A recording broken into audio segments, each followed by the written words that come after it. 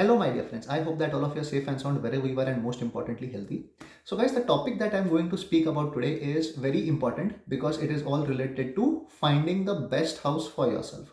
Now, guys, each and every one of us has a different taste, different preferences, different set of criterias that we consider before we look for a house, right? So, guys, personally, I have seen more than 100 houses over the last 2.5 to 3 years.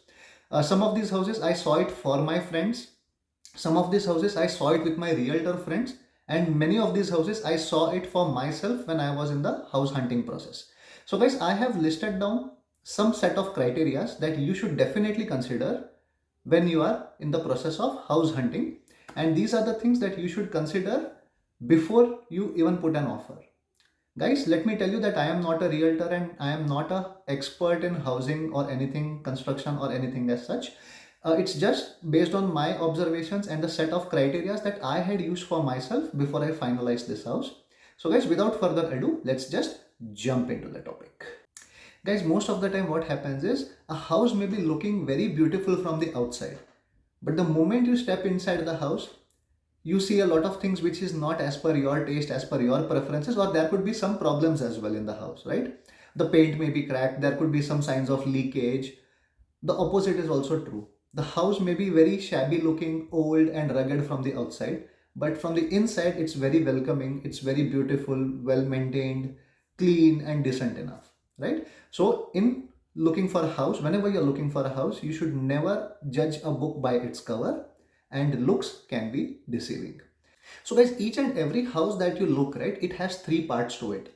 The first part is the interior, the second part is the exterior, and the third part is the core structure of the house.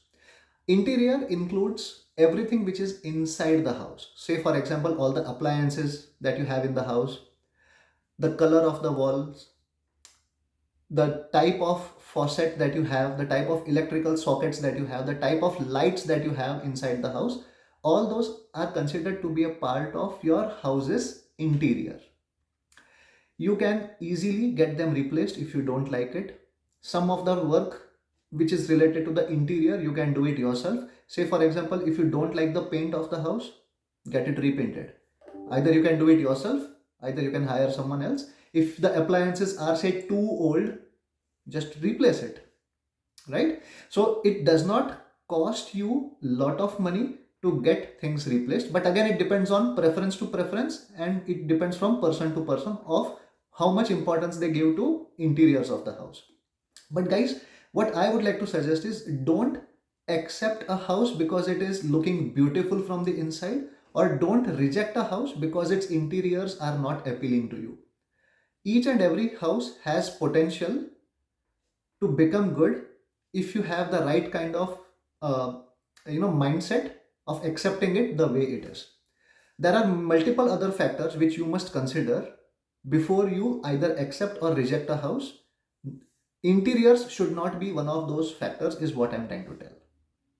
Okay, now the second factor is the exterior of the house. Guys, exterior is something which is outside the house. So say for example, the roof of the house, the layout of the house is covered with vinyl or brick or a combination of both. Whether the house has a backyard, a front yard, a patio, whether the backyard is fenced, how big is the backyard, do you have any recreational facilities for the kids in your backyard, in your vicinity. All these things are somewhat which are at the exterior of the house, right? Now if suppose if I want to change the roof of the house, it's not going to be an easy affair. It will be an expensive one, and I can't do it myself. I have to hire professional roofers to get that work done. If my backyard, I have to do some work in the backyard, right? I may have to hire professionals to do that. So basically, whatever work you have to do at the exterior of the house, that is going to be a expensive affair as compared to interiors. In some of the cases, I may also need to have permission from the city and the municipality before I undertake any work related to the exterior of my house. And in some cases, it might not be possible to do any work in the exterior as well. So say for example, if you are in a townhouse, you cannot change the exterior of the house just because you don't like it, because the townhouse is attached and there are multiple other people living with you. So each and everyone must be on the same page before you can get that work done.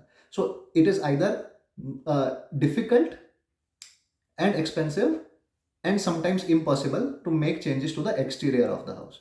But again, just by looking at the exterior, you should not accept or reject a house. You should accept or reject a house based on its third factor, which is the most important factor, and that is the core structure of the house.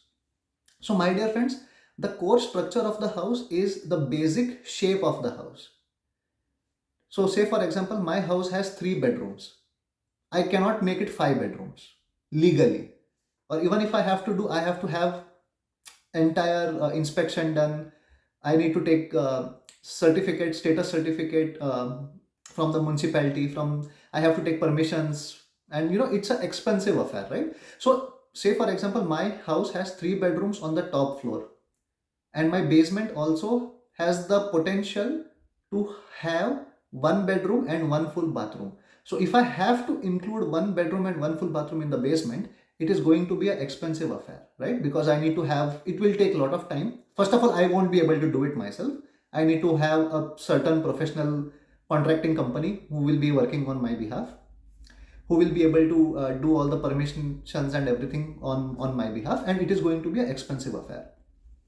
The core structure of the house also includes the electrical, the plumbing, which runs throughout the house, right? So say for example, if I want to change the electrical of the entire house, it's going to be an expensive affair. So my dear friends, whenever you look at the house, you must always give first preference to the core structure of the house, because that is something that you will not be able to change as per your whims and fancies, right? And even if you want to change it, first of all, it will be expensive and it may or may not be feasible to do so. So you must always give first preference to the core structure of this house. If you don't like the core structure of this house, then you should not even think of putting an offer just because it is having a good appliances inside, it has a good garden view outside. It is not going to matter at all, because the core structure is not as per your liking. But if the core structure you like the basic shape of the house, the layout of the house, then even if the interiors, the appliances are a bit old, you can still think of buying it and then getting the appliances replaced eventually when you start living into it.